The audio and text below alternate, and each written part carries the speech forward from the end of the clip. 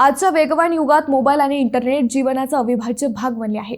मात्र याच तंत्रज्ञानाचा वापर करून सर्वसामान्यांच्या खिशावर डल्ला मारणाऱ्या सायबर टोळ्या सक्रिय झाल्या आहेत। दूर कुठल्या तरी राज्यात अगर परदेशात बसून बँकेतल्या तुमच्या पैशांवर त्यांचा डोळा आहे। थोडी चूक झाली तरी तिथे बसून तुमचं खातं रिकामं केलं जातं। अहिल्यानगर जिल्ह्यातही मोठ्या प्रमाणावर असे गुन्हे होत असल्याचं आढळून येत आहे। या नव्या दरोडेखोरांना रोखण्यासाठी आपल्याकडेही सायबर सुरक्षेची माहिती आणि शस्त्र हवीत। बसल्या जागी कुठल्याही बँक खात्यात शिरून कोट्यवधी रुपये लुबाडणाऱ्या या टोळ्यांबद्दल जाणून घेऊयात।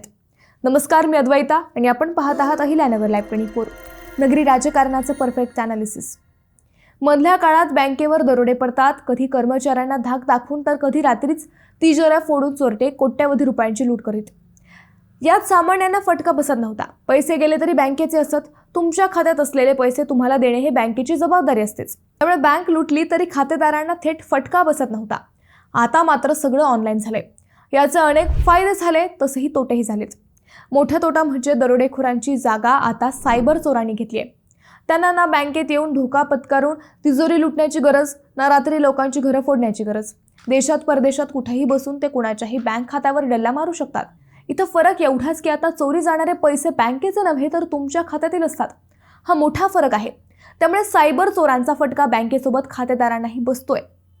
पूर्वी मोठ्या शहरात चालणारे हे प्रकार आता ग्रामीण भागापर्यंत येऊन पोहोचलेत। सगळ्याच बँका आणि पतसंस्थाही आता ऑनलाईन झाल्यानं चोरांचं काम सोपं झालंय। या चोरांपासून सुरक्षित राहण्याचे अनेक उपाय आहेत, मात्र त्याकडे खातेदार दुर्लक्ष करतात किंवा त्यांना त्याची नीट माहिती नसते। असे खातेदार या चोरांचे पहिले बळी ठरतात। एवढंच कशाला, गहाळ राहिले तर अगदी IT इंजिनियर मंडळींनाही सायबर चोरांनी गंडा घातल्याची कितीतरी उदाहरणे आहेत। अहिल्यानगर जिल्ह्यात ज्येष्ठ नागरिक, व्यावसायिक यांच्यासोबतच असे इंजिनियर, डॉक्टर, उद्योजक यांचीही फसवणूक झाल्याची कितीतरी उदाहरणे आहेत। गेल्या 5 वर्षात अहिल्यानगर जिल्ह्यात सायबर तक्रारींचा ओघ प्रचंड वाढलाय। दरवर्षी शेकडो अर्ज सायबर पोलिसांकडे येतात। पोलीस दलानं सायबर पोलीस स्टेशन अधिक सक्षम केलं असलं तरी गुन्हेगारांचे नवनवीन प्रकार पोलिसांसमोर आव्हान उभे करत आहेत। गेल्या 5 वर्षात जिल्ह्यातून सुमारे 40 ते 50 कोटी रुपयांहून अधिक रक्कम सायबर चोरट्यांनी लंपास केल्याचा प्राथमिक अंदाज आहे। सायबर गुन्हेगार लोकांच्या भीतीचा किंवा लोभाचा फायदा घेतात। त्यातून विविध प्रकारे त्यांची फसवणूक केली जाते। शेअर मार्केट आणि ट्रेडिंग फ्रॉडद्वारे फसवणूक होण्याचं प्रमाण अधिक आहे। सध्या सर्वाधिक फसवणूक या प्रकारात होत असल्याचं दिसत आहे। ज्यादा परतावा मिळेल असं सांगून बनावट ट्रेडिंग ॲप्सद्वारे गुंतवणूक करायला लावून कोट्यवधी रुपये लुटले जातात। आणखी एक प्रकार म्हणजे टास्क फ्रॉड। यात सायबर चोरटे घर बसल्या सोशल मीडिया पोस्ट लाईक करणं किंवा रेटिंग देण्याच्या नावाखाली सुरुवातीला काही पैसे देऊन नंतर गुंतवणुकीच्या नावाखाली मोठी रक्कम उकळतात। याशिवाय लाईट बिल आणि बँक खात्याची भीती घालून फसवणूक केली जाते। तुमचं वीज बिल भरलं नसल्याने कनेक्शन कापलं जाईल किंवा तुमचं बँक खातं बंद होईल असे मेसेज पाठवून नागरिकांना घाबरवलं जातं आणि नंतर बनावट लिंक पाठवून दुसऱ्याच खात्यात पैसे भरून घेतले जातात। कर्ज देण्याच्या नावाखाली ही फसवणूक चालते। यासाठी खास लोन ॲप्सचं जाळं पसरलेलं आहे। तातडीनं कर्ज देण्याचं आमिष दाखवून मोबाईलमधील डेटा चोरला जातो। नंतर अश्लील फोटोंचा वापर करून ब्लॅकमेल केलं जातं। त्यातून सुटका करून घेण्यासाठी लोक वाटेल ती किंमत मोजायला तयार होतात। बदनामीच्या भीतीने तक्रार देण्यासाठीही कोणी पुढे येत नाही। व्हिडिओ कॉल करून अश्लील रेकॉर्डिंग करून घेणं आणि नंतर पैसे उकळणे। OLX वर वस्तू खरेदीच्या बहाण्यानं QR कोड स्कॅन करायला लावून पैसे काढण्याचे प्रकार होतात। गुन्हे करण्यासाठी सायबर चोरटे आपले टार्गेट निवडतात। गुन्हेगारांच्या निशाण्यावर प्रामुख्याने 3 प्रकारचे लोक असतात। पहिले, तरुण पिढी, नोकरीच्या शोधात असलेले किंवा झटपट श्रीमंत होऊ पाहणारे तरुण। दुसरे, सेवानिवृत्त कर्मचारी ज्यांच्याकडे PF किंवा ग्रॅज्युएटीची मोठी रक्कम जमा आहे। अशा ज्येष्ठ नागरिकांना गुंतवणुकीच्या नावाखाली लक्ष्य केले जाते। तिसरे म्हणजे डिजिटल माध्यमं आणि व्यवहारांची फारशी माहिती नसलेले लोक। हे लोक स्मार्टफोन वापरतात पण सुरक्षिततेच्या नियमांची त्यांना माहिती नसते।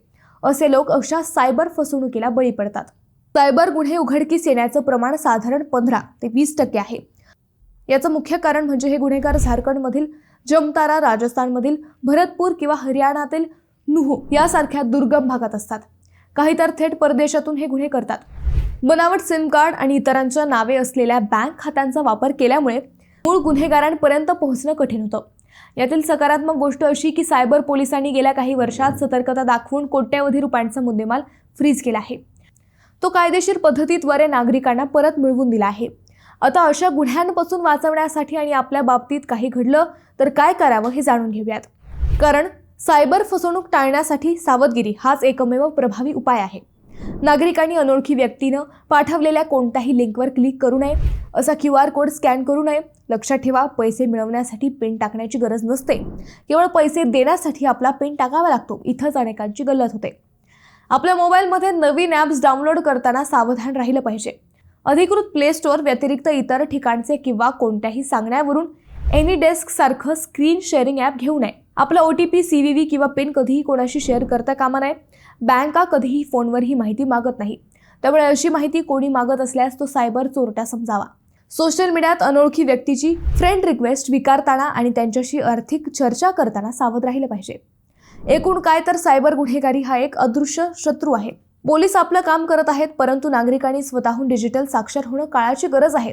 जर फसवणूक झालीच तर गोल्डन अवर म्हणजेच पहिले 2 तास अत्यंत महत्त्वाचे असतात. या काळात तक्रार केल्यास तुमचे पैसे परत मिळण्याची शक्यता सर्वाधिक असते. त्यासाठी सायबर क्राईम हेल्पलाईन क्रमांक 1930 जाहीर करण्यात आले आहे. चोरांपासून बचावासाठी पूर्वी घरी शस्त्र बाळगली जायची. लाठ्या, काठ्या तर नक्कीच असायच्या. आपल्या घरातील मुद्देमाल सुरक्षित राहावा यासाठी चोरांचा प्रतिकार करण्यासाठी आपण अशा पद्धतीने सज्ज राहतो. आता अशीच सुरक्षितता ऑनलाईन घेण्याची गरज आहे. तिथं अशा लाठ्या काठ्या नकोत तर डिजिटल साधनं हवीत. मुख्य म्हणजे ही शस्त्र साधनं चालवण्याचं ज्ञान, कौशल्य आणि सतत विवेक बुद्धी अंगीकारण्याची गरज आहे. मित्रांनो, तुम्हाला हा विषय कसा वाटला हे आम्हाला कमेंट करून नक्की कळवा.